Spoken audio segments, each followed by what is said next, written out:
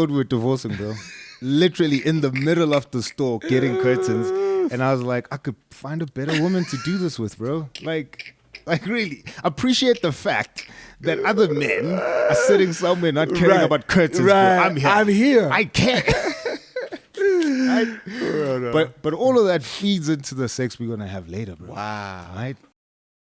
I think because of social media, because everything is romanticized, it's just like, if I'm not in a relationship where I'm smiling all the time, if I'm not in a relationship where it looks like this, or where it feels like this R&B song, or like I look at them and it looks like they're, you get so unsettled and discontent. Like divorce seems like the only option. Way, bro. The only option. 1, 2, 3, 4. What's good, beautiful people? Welcome to 2.5 Husbands, where we celebrate becoming better husbands. It's 2.5, even though there are 3 husbands, and that's because at some point, one of us, if not all of us, was not fully the husband that we were supposed to be. And that's why we actually come here on a weekly basis to discuss some of the issues that we face, some of the issues we are seeing around us, and we hope that the journey that we started with you and for you is going to benefit you, and yours.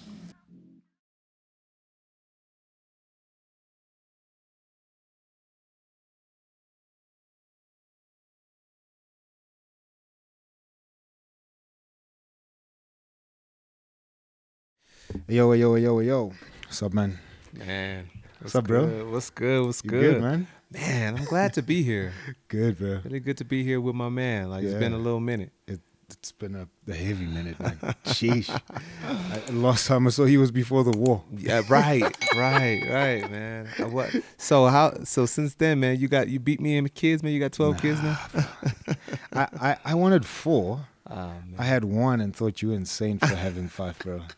I had 1 and I was like, this dude is an idiot, man. You're nuts. Yeah. Honestly, bro, we had that fourth. When we had our 4th child, I was just like, okay, we're done. We both in our bodies, we felt like it was it. Yeah.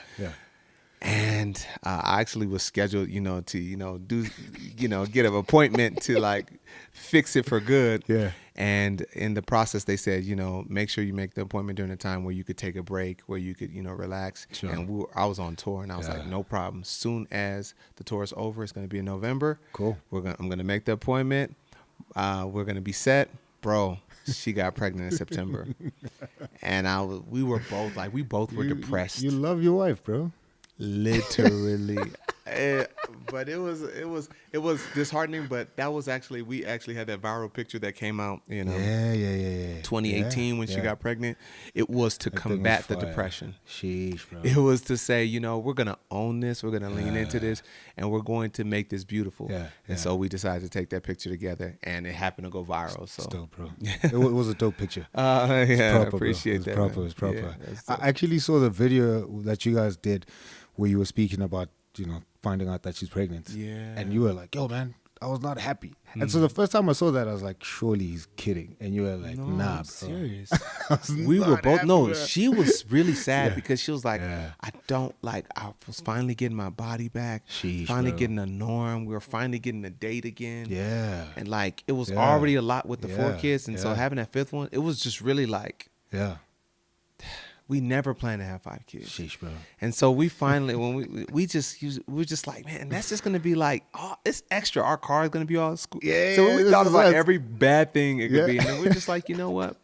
We're gonna grow, and we're gonna have a big, beautiful, happy family. Still, bro. And God's gonna be glorified. All of our children are healthy, and we're gonna pray that this child is healthy. So we leaned into it. Thank God, and we pushed forward, and we're grateful to that. Our house is still crazy, but we're grateful. It has to be, bro. As a husband, man, because we want to make this thing for husbands. Anyone watches this podcast.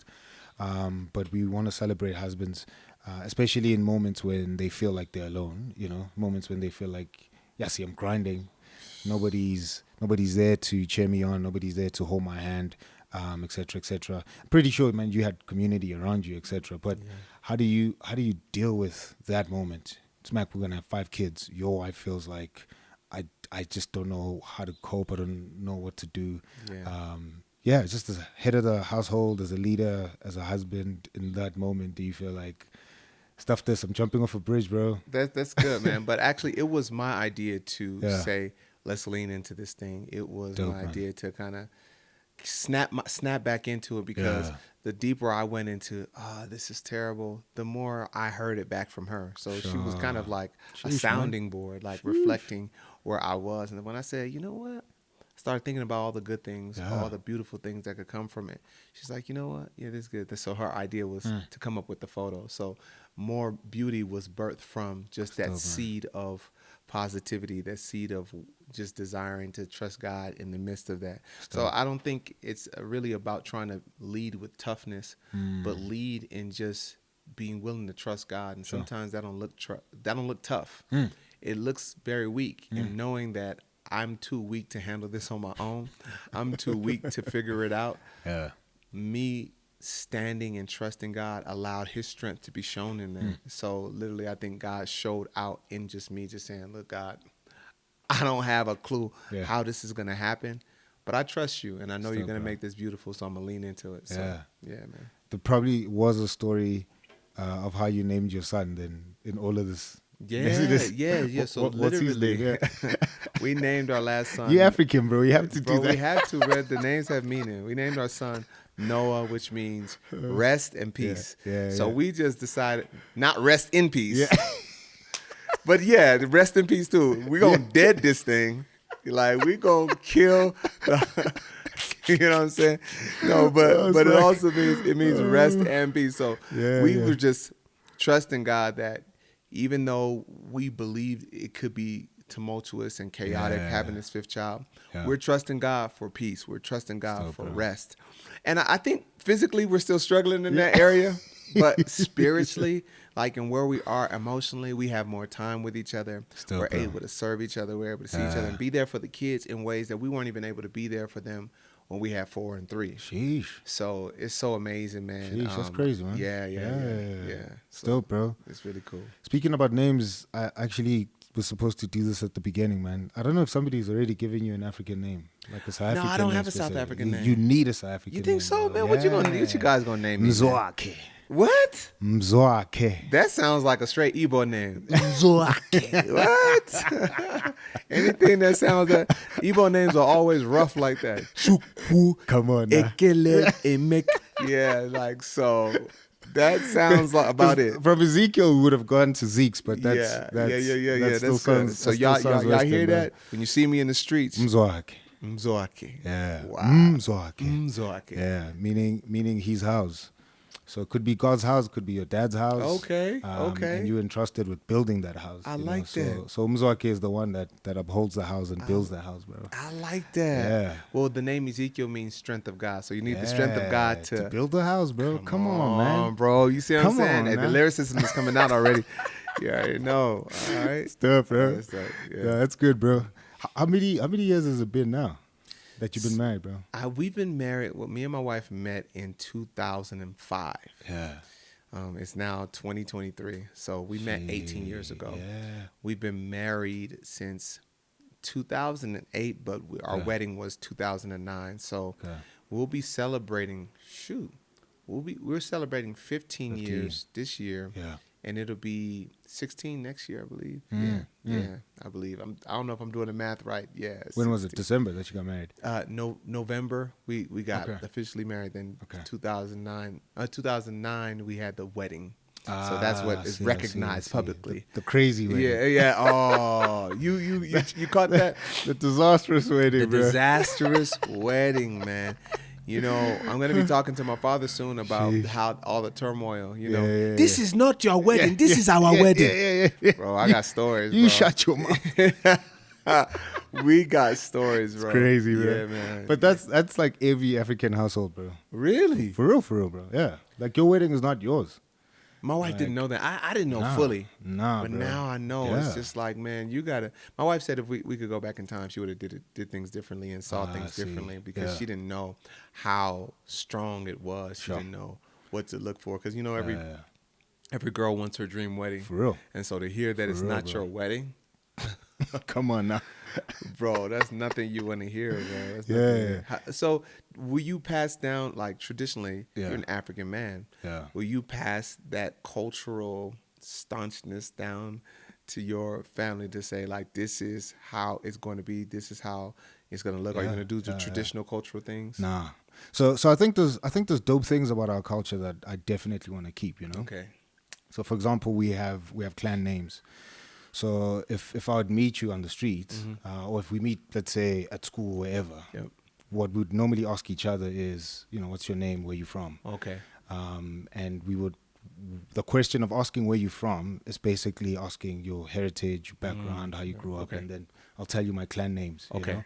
Okay. They sound like 16 bars, bro. And when we drop our clan names, it sounds like we it's rapping. a lot. Yeah. Can you drop your clan? Like mine? Yeah. Go ahead. Listen. Ungubani umbovu somashu matomela umalandela ngwane ngqukumani ngongeza abantu nyoni yezizwe zaloka nzumbane. All of that. There's more. There's more? There's more, bro. How? There's more, right? But that's how we keep our history. That's how we keep like stories of our clans. What does that all mean? So it's detailing the dude who started our clan, my specific clan, who his dad was, you know, what's our spirit animal, our totem, where we moved, you know, so it kind of tells the history of our clan. So we're known as nomads in my clan. Okay. So in Nyoni Zizwe, it's basically the bird of the nations. So it's a bird who never stays in one place. Wow. Because we traveled quite a lot. So you could get a lot just from those clan names, you know. Wow. Yeah. So that's dope, bro. And I'm never changing that. You know, that we have to keep. But I think how we do weddings, definitely we're gonna change it. Really? Yeah, we're gonna change it, bro. Because it's actually something I wanted to pick your brain on, because I know you've been like in the relationship space for a long time, bro. Yeah. You know, like you've been speaking on this stuff. Yeah. And especially speaking to even single people, not just married people. You know, for us, the biggest challenge, especially for Christians, when they get married, is the cultural stuff. Wow. You know, so your family is not going to recognize that you're married if you go to a church and just get married, right? Really? And sign legally. Yeah. That's not enough. Nah, bro. So you have to, there's a whole lot of other traditional processes that need to go first before all of this other stuff. So there's something called... So if you did the cultural and didn't do the church one, you still good? Yeah, you're married, bro. But then what happened was the law also changed to say that if you get married traditionally, that's also recognized. Okay. So now, actually, the conversation has really developed within the church, where Christians are even saying, okay, cool. So if we go to church, get married, put on the white dress, is that somebody's culture, right? That's Western culture. So we historically wore certain clothes to get married, etc., did our whole process, blah, blah, blah. So if we get in our pastor, church, community in there, that should be enough. Yes. I don't have to wear a white dress. I don't have to, you know. But some girls still desire the white dress. Yes. So the conversation is there right now. Interesting topic. Wow. Yeah. They want the white dress, but you said it's Western. Yeah. You know what I mean? Because I'm like, for us, historically, man, we didn't wear white dresses. We didn't wear tuxes to get married, right? And for the longest time, there's always been a distinction between traditional weddings and white weddings. And so a white wedding would be somebody who wears a white dress, tuxedo, walks down the aisle. But metaphorically, it is a white wedding. Exactly. Right? So, got you. So I think our generation is pushing back against that to say, hey, listen, there's a whole lot of dope things that we do in our traditional processes when we get married that belong to you. Yeah. Same. I mean, even traditionally, we did a smaller kind of traditional sense, but I think for Nigerians, we love to marry both, so they have to have both. Like especially if you feel yourself to be modern. I mean, if you're in the village, it's one thing. But if you consider yourself modern and you're 2023, you're gonna do both. You want both. You're gonna change 5 times. You're gonna do everything and the traditional. So it's a 3-day process. Same here, bro. Oh, really? Same here. Yeah. Wow. Yeah. So the traditional stuff would take. Because you have to do it at the groom's house first and still go do some stuff at the bride's house. There's supposed to be exchange of gifts. And then it varies. So you don't believe that you want your child to be a part of the bride price, the dowry process? So I'm not even two minds. So I'm not double-minded on that. If she, we all pray our kids become Christians. Yes, right? yes. So if she's a Christian, I'm not gonna put the burden on the dude to pay the price. It will be up to him if he wants to do it to honor us, to honor his family, etc. And unfortunately enough, that's what happened with me as well. You know, my mother-in-law was just like, bro, listen, you starting out, you don't have money. If I take your money, like I'm setting you up for failure. You know? So use that money to set your guys up, right? That's nice. Just dope, right? So it's in those moments of like, man, Jesus paid for it all, bro. He paid the price. He paid it on the cross, bro. My gosh. But I'm like, I was willing to honor, to pay something. So I'm like, if they're Christian, and I pray to God that they are, that's gonna be a conversation we have. But if unfortunately she's not one, right, and I might get cancelled for saying this, I'm making that dude pay hefty. What hefty price? He's paying a hefty price. You're gonna pray for your sins. You know what my dad says? He says the reason why Americans divorce so easily is because they don't have these types of processes where families traditionally families like really give and sacrifice to make sure that family feels satisfied with their bride price or with their dowry or whatever you would call it. And so I'm wondering if that's one side of it. Another side of it is I wonder if when a man or man's family pays to the wife's family that type of money, is there a sense of she's ours, or she belongs to me. I paid for this. So I want to I wonder if there are those elements that exist in there.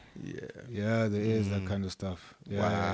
But I think unfortunately, so more Africans are becoming more westernized. So even for us, man, divorce rates are higher, bro. They're nuts. So is it a good thing? We've been having this conversation. Is it a good thing that the divorce rates are higher? I read a comment that said, yes, it's a good thing because people are finally recognizing their worth. Your grandparents stayed married even though they weren't happy. So seems to be a balance. We want marriages to last. We want them to stay. Divorce rates being high is not a good thing. But is it really something to desire to watch a relationship or a marriage continue even though there's no love? There's no true relationship there. What are your thoughts on that? Bro, that's hard, man. It's a hard one, bro. For me, you know, I'm like, personally, I'm convicted that divorce only happens when, like, it's extreme, man. You know, like crazy abuse. You know, this person has been unfaithful 5, 6, 7 times. You know, and clearly they have an issue. They need to like separate and spend time with God and sort out their hearts. You know, so if it's a matter of, yo, man, I'm unhappy. I'm like, yo, let's see what we can do before we go to divorce, you know. But I do know. So we call it ukbegezela, right? Meaning it's just women and our grandmothers, our mothers who just endured, man, didn't want to leave marriages, even though it sucked, you know, and it was terrible. Do you think that benefited the children in any way? I think it did. I think it did, bro. I'll be frank. I think it did. You know, and so at times where they could, as best as they could, hide that from the kids, it did, you know. I would say I kind of agree. I think the argument against that would be, why would children want to see two people not getting along or two people not displaying what being infatuated with each other looks like, being romantic to each other. They never kissed, or I never saw my dad kiss my mom or hug my mom and stuff like that. Why would a child want to see that? I guess the alternate argument would be, so in this situation, there was brokenness, but when divorce is now included, then there's double brokenness. You got two individuals that are now doubly broken, that have now separated and created trauma within you that is, I think, is even a greater trauma. Because now I don't have that same dynamic that I could have with my mom and my dad. And there was something, like you said, just keeping the drama from the children to a sense to just say, hey, look, we're here. We're a team to raise you, to make sure you have something. It does something for a child, kids, bro. Just period. It just does. I'm a child of divorce, bro. I know so that's ways. how you're speaking. Yeah, you know what I mean? So, and here's the thing. I'll say two things on that. One, I'm like, we tend to live from reaction, you know. So we see what that previous generation's marriages were, and then we react and go to the extreme end. You know, we have to be romantic, lovey-dovey, etc., which I don't have any beef with. But the assumption is that our parents' generation needed to express love like we do. Wow. Right? And I'm like, they probably found pockets and ways of expressing love that is not like, I mean, our expression of love, as pure as we think it might be influenced by sitcoms, by R&B songs, by movies, etc., right? Good.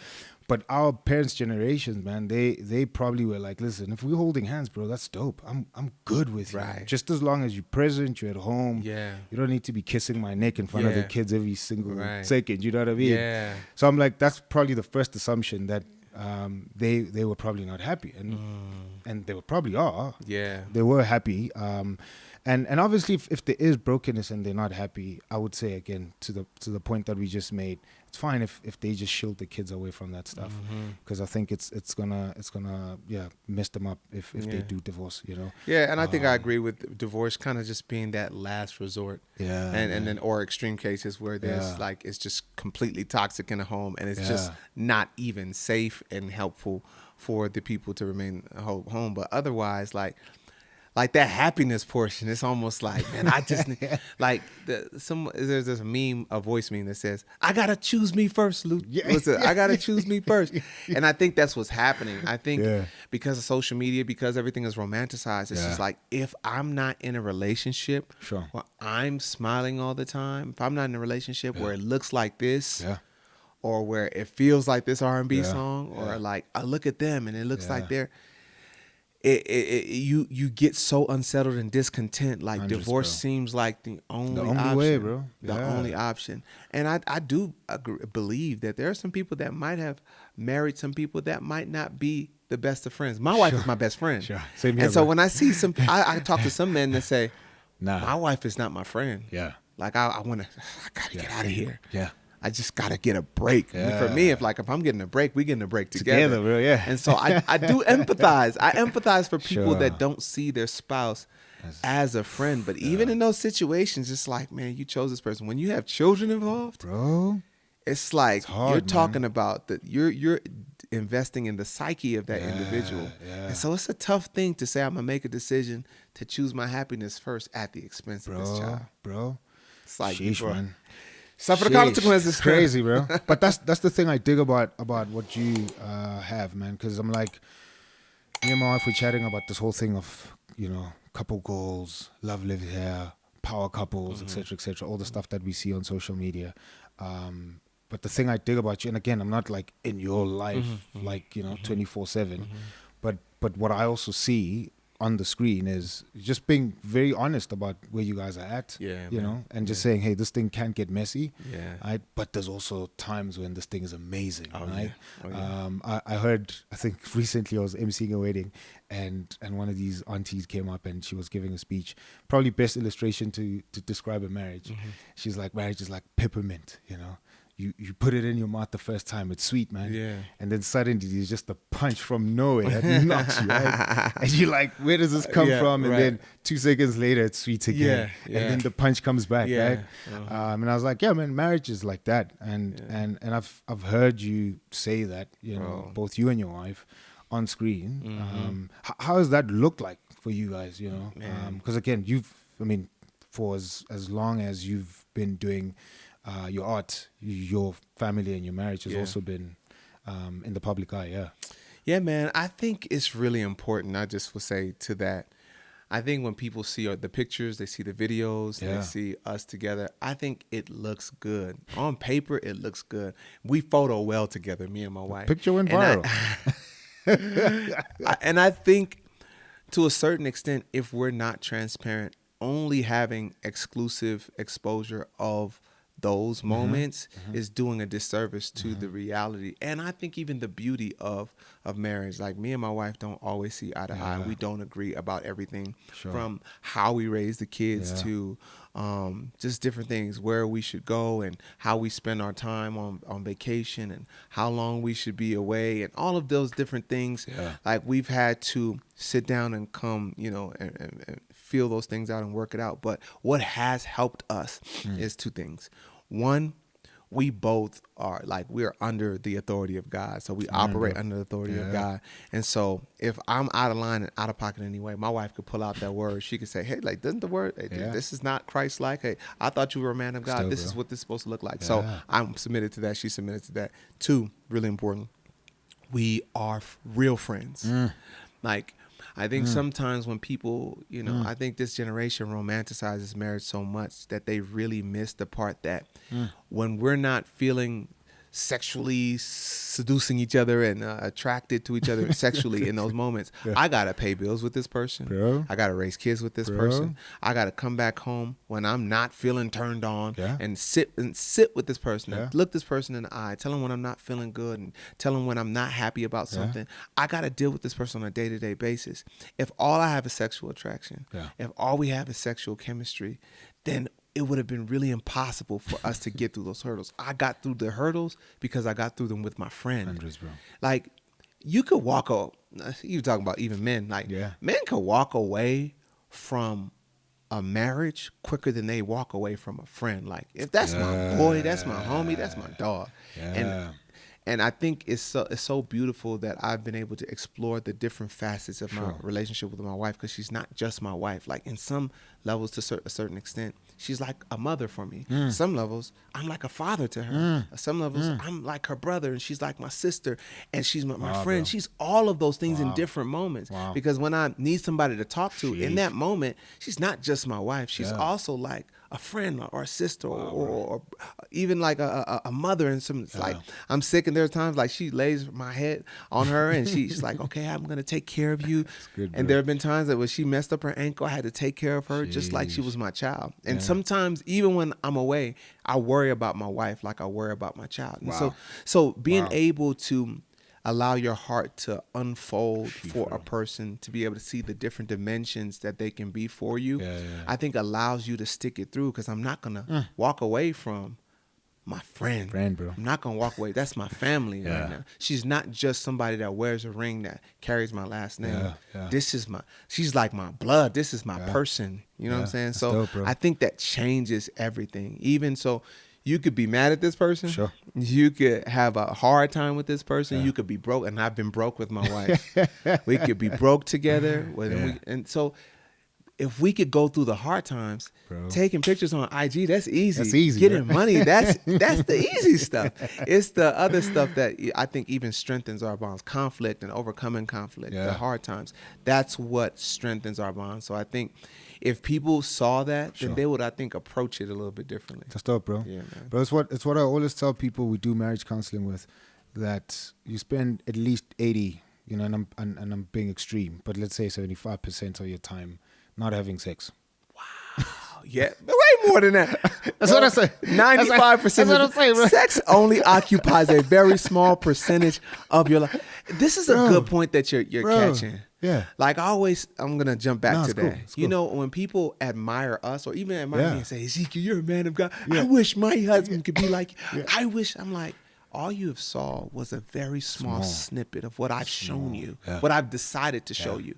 And you found a connection with that person. In the same way, sex is just a small snippet of this whole. It's important. It's a very important snippet. Come on, I love the snippet. Come on, man. That clip is fire. However, if I'm basing my entire relationship on that moment, how many, bro?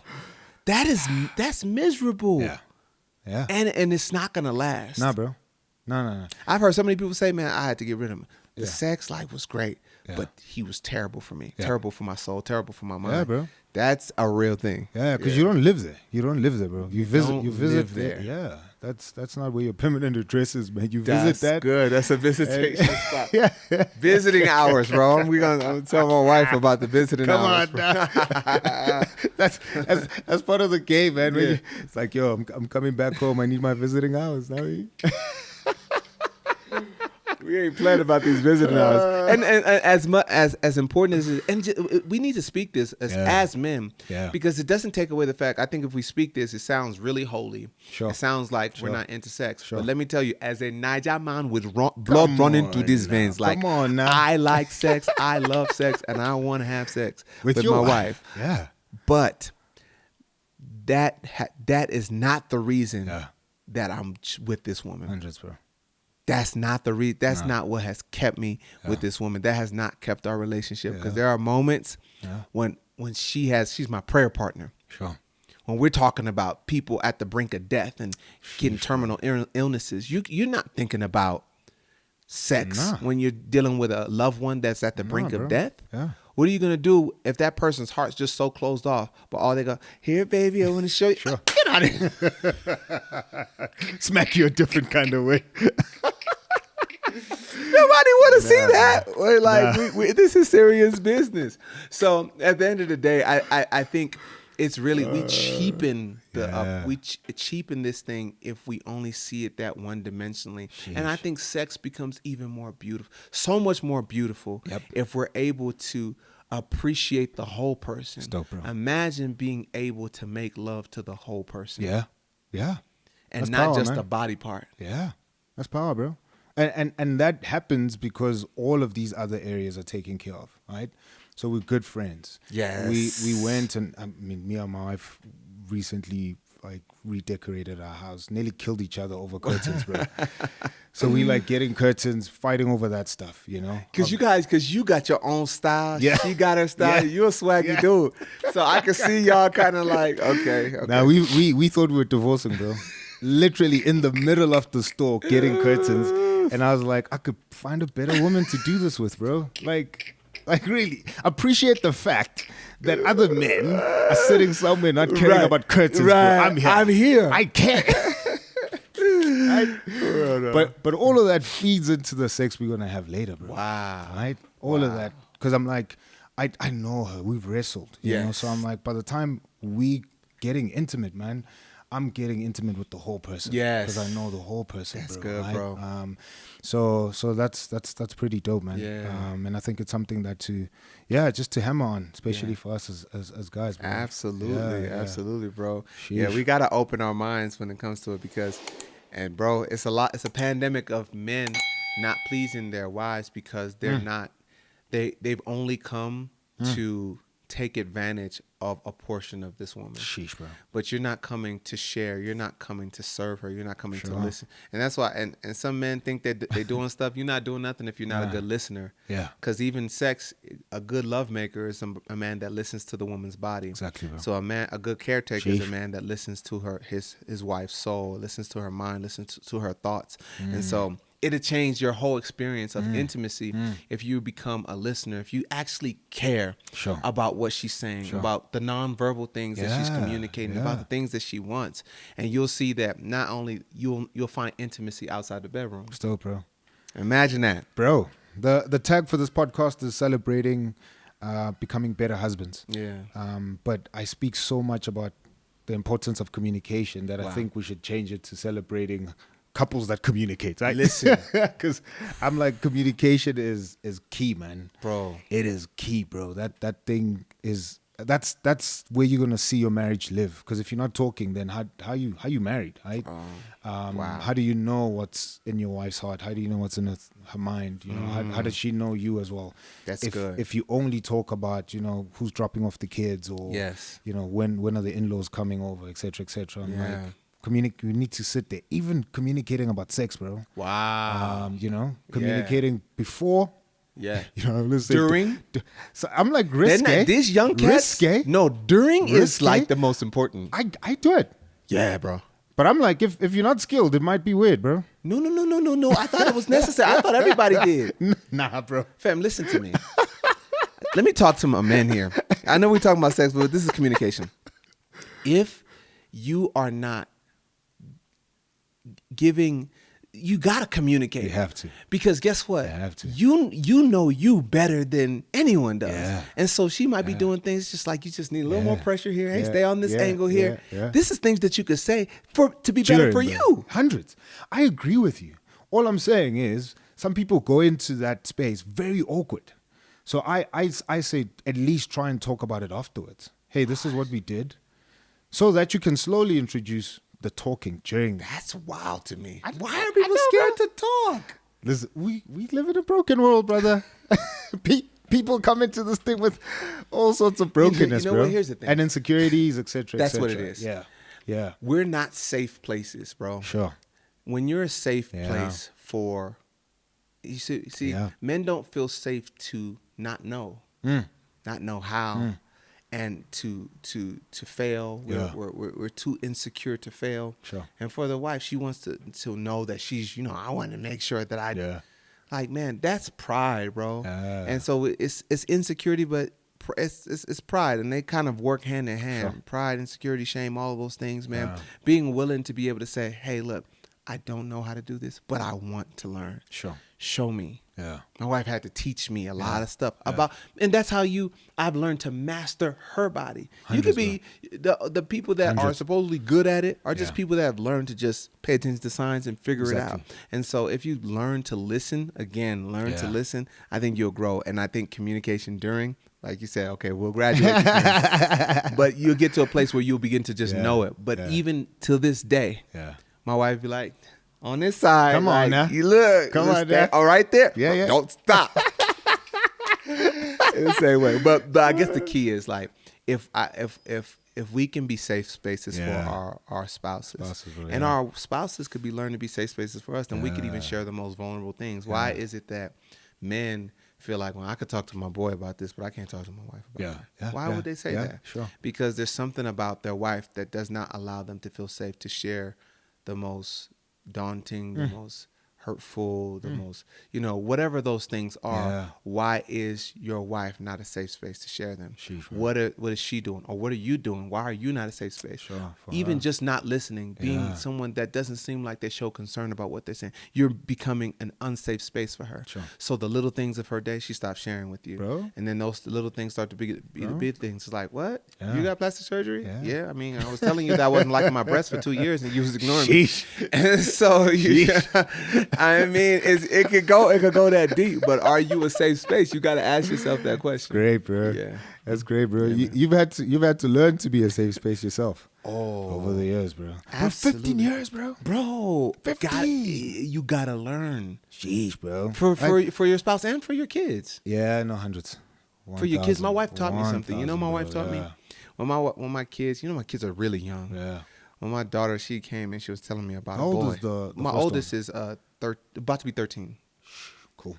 She was telling me about a boy. She was only 11. And as soon as she said his name, I said, "What? What he said? What you say?" And my wife tapped grandma. She said, "Don't do that." Yeah. I said, "Don't do that. Why? I need to know. She needs to know. Like, I need to know what this is." She was like, "Don't do that." Yeah. Because she told me later, she was like, if she knows that that's how you respond when she opens up, then she'll refuse to open up to you. Yeah. And she'll be too afraid because she knows that daddy overreacts. Yeah. Daddy's going to punish her for being open.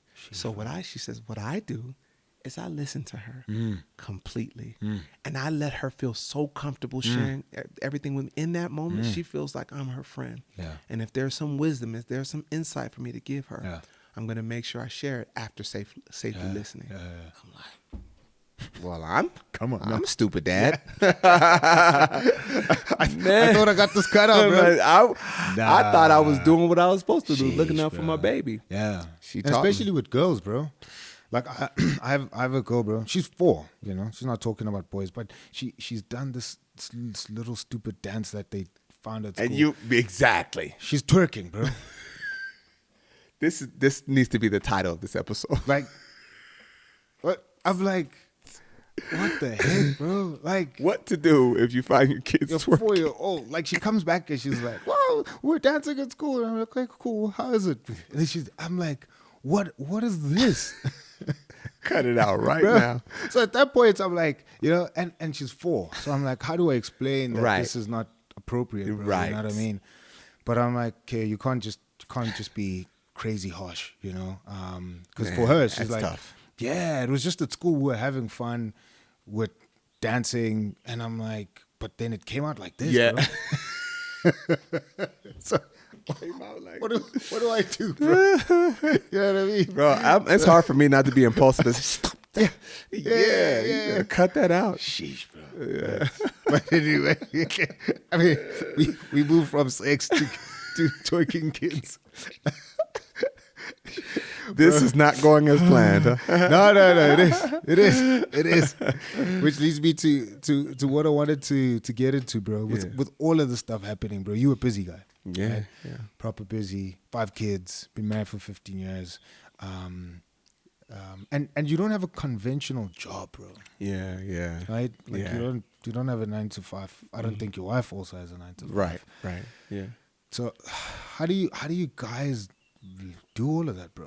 Because I live and set it up for you. You know, like for us, it's hard, bro. Yeah. It is just, it's impossible. Let me not even say it's hard, right? It's impossible for us to be in the arts, especially, and to make a living from that.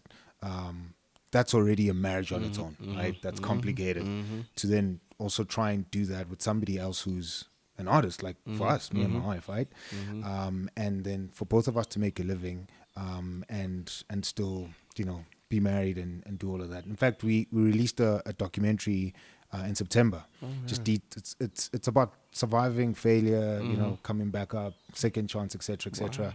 But it was all about trying to navigate that world for ourselves. You know what I mean?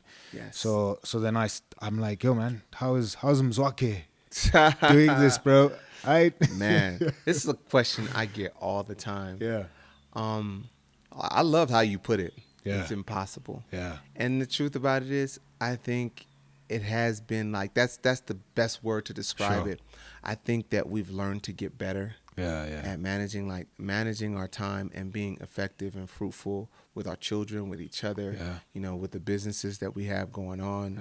And on the art side, it's like, honestly, it's a crazy juggling act. And I can't say that some things haven't caught the, you could only have time to focus heavily on one thing really good at a time. So we're doing good with getting the kids on time to school and making sure that they're good. And then some of the plans that we have for the future gets the back burner. And so I think planning and being organized is really important. And we've gotten better and better. Me and my wife, she's a better organizer than me. I'm not an organized person, but because of the kids, they have really like our day really literally, we only literally have a few hours in our day to even exist. And now we both try to work out. Taking out the work, we got maybe an hour or two. Outside of that, it's just picking up, dropping off. And we run studio spaces in Atlanta. We got that going on. And then the other stuff that we have, all the stuff that we have going on, trying to manage, having those conversations, meetings, lives, and all that stuff. Sheesh, bro. And then the podcast is about to come into the picture. I think being okay with things being imperfect, that's one. If you can't make peace with imperfection and be forgiving to yourself, you're going to be miserable. So my wife and I, like, we have done well. I don't know if we've done well, but we have learned to cope well with failing and getting back up. Like every day that we don't hit a mark, we don't get so discouraged that we don't get back up to try again the next week. And we've seen ourselves do better in certain areas. We're like, wow, babe, last year our kids were late 32 times. This year it's only 2 times. Like, I don't know how that happened, but we got better in this time. All right, last year our kids' lunches, that was like really like not there. Now this year the lunches were on point. Now we can move on. Bro. Last year we were doing better with planning out our content and stuff like that. This year that kind of fell to the wayside. But what do? Like, just get mad at ourselves, beat each other down for it? No, we just say, okay, from here we're gonna do better. And it's a whole lot of days of just trying to catch up and trying to make up. But because we're doing it together and because we have grace for each other, it's just a journey, bro. I think we get so obsessed with the destination that we miss that it's a journey that we're doing together, and we're grateful. We're honestly grateful for the journey, and we're grateful for the steps forward. We're not where we were. That's some fuel in our tanks. I think some people, this is how some people look at it. We're not where we're supposed to be. And that's what pulls them down. We look at we're not where we were. It's almost like the cup is half empty, half full. Sure. It's almost like it's half full. And other people might look at it as half empty. It's just the way, it's perspective.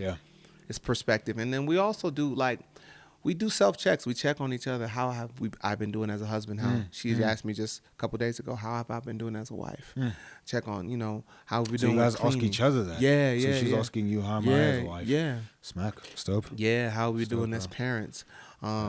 How, when one child is doing really well, it's great, pats on the back, and another child, hey, this child might need tutoring, need extra help with one of us. Who's going to step up and do that? How have we been doing here? How have we been doing that? We've even asked our children, had them write it down. What are some areas you think that daddy could do better? Wow. What are some areas you like that daddy does? What's some areas you don't like? Honey, in the morning, sometimes you yell at us to get ready fast, and we can't move that fast. And I have to listen. I have to value my kids' voices. I say, you know what? You're right. Sure.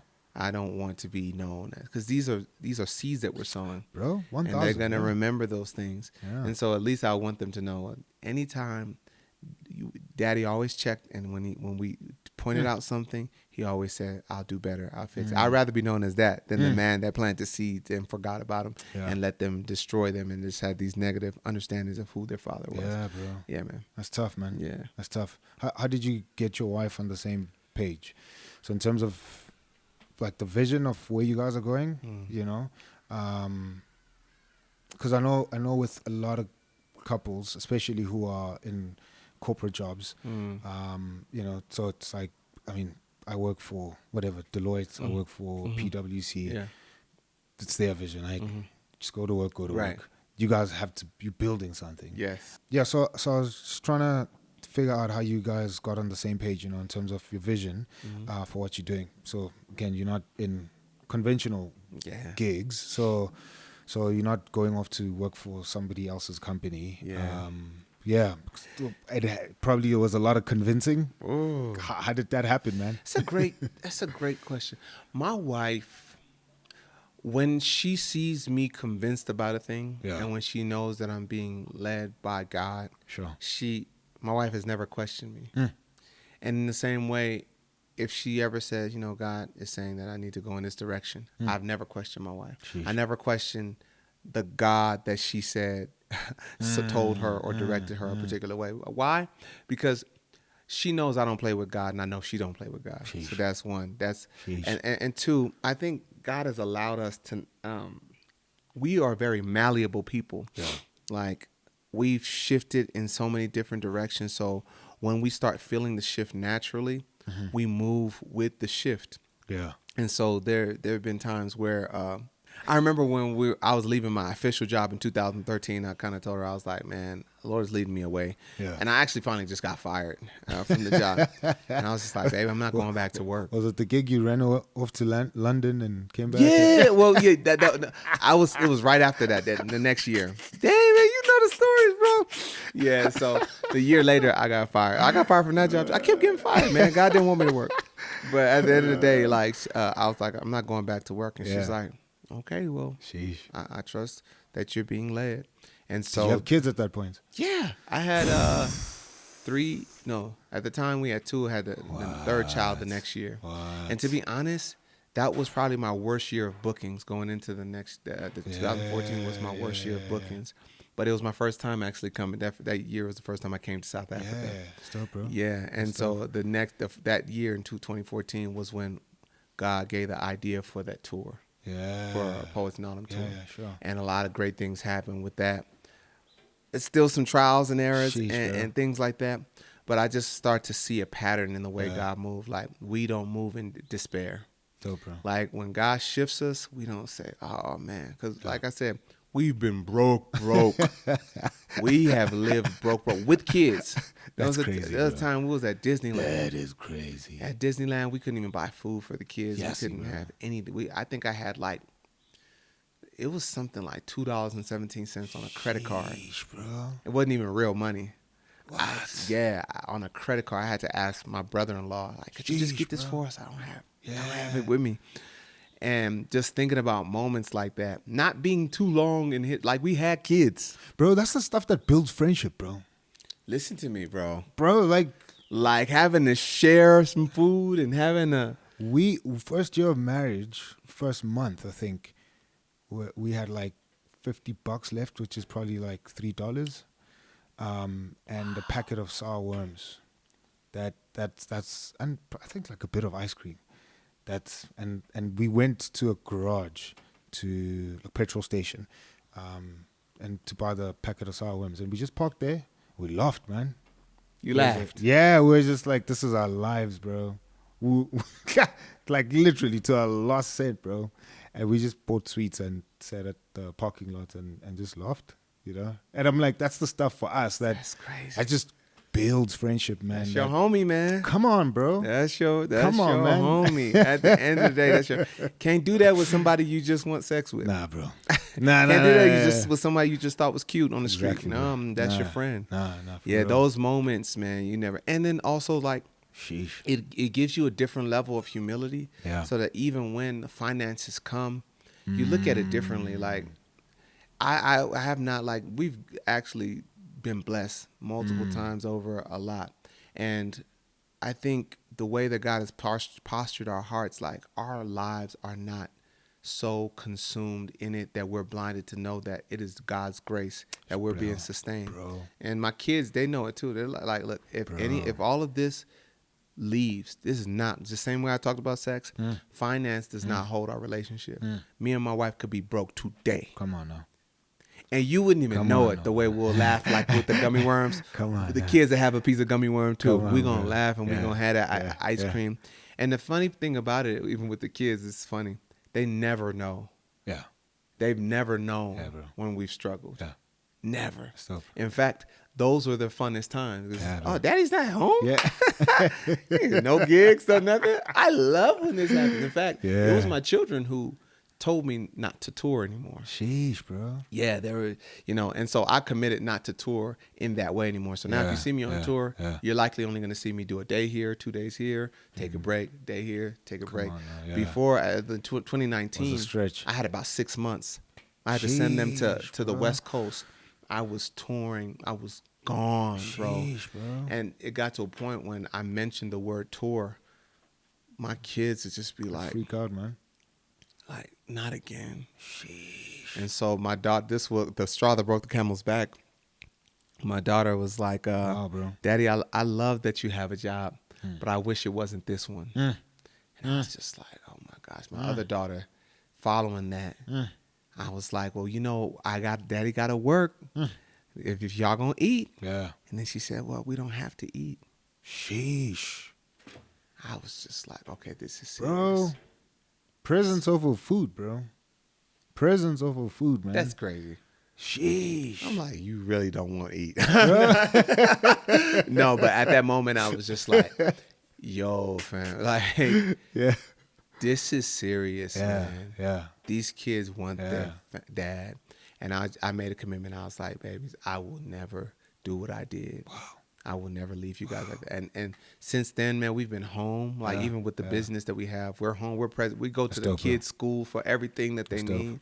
Yeah. You know, I'm doing poetry at the kids' school. We picking Still, up bro, the kids. come We're on eating now. lunch with the kids. and God has made a way. And it's not because we're rich. Yeah.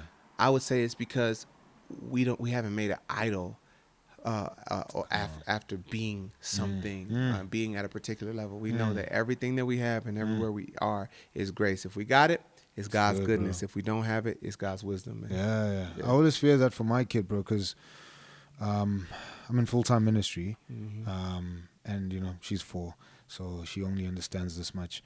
And so Wednesday, have Bible study. Sunday, obviously, at church the whole day, you know. When I drop off at school, I'm telling her I'm going to church. So for her, you know, dad is at church Monday to Monday. Wow. Right? So, And they used to think I worked at the airport. yeah. Come on. Sheesh, Yeah, bro. Yeah.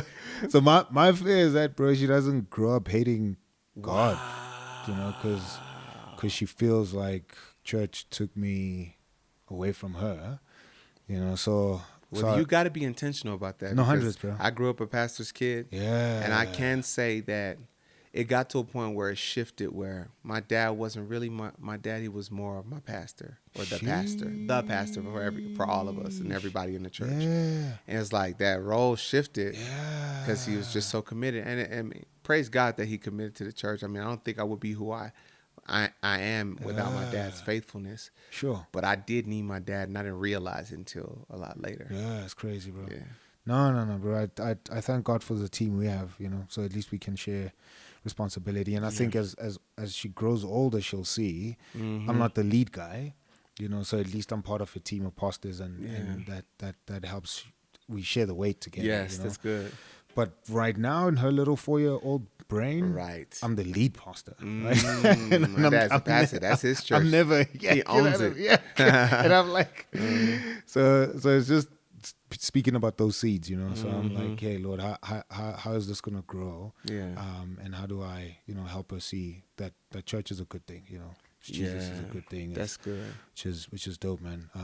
Actually thought of something now. We had a hailstorm on Monday. It was crazy. Really? Yeah, damaged cars, damaged roofs, Wow. houses was insane.